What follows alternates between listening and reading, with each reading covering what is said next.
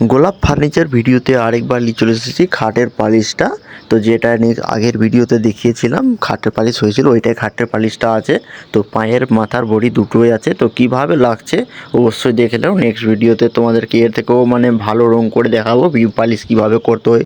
তোমরা যদি চাইছো কি আমি কিভাবে পালিশটা করি না করি, তো তোমাদেরকে বলবা, তো আমি ওগুলো আরও ভিডিও বানিয়ে ছাড়বো কী ধরনের পালিশটা করছি।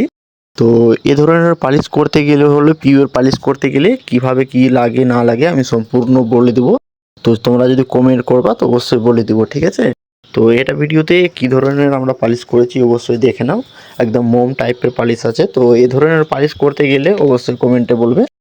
তো আমাদের কাজ এই সিস্টেমের হয়, কেউ যদি করাতে গেলে কন্ট্যাক্ট নম্বর নেক্সট ভিডিওতে দিয়ে দেবো, তোমরা কমেন্টে বাতাও। তো আবার মিলছি নেক্সট ভিডিওতে। তো ওটা একটা প্লিজ একটু এনজয় করলো ভিডিওটা কেমন আছে না আছে।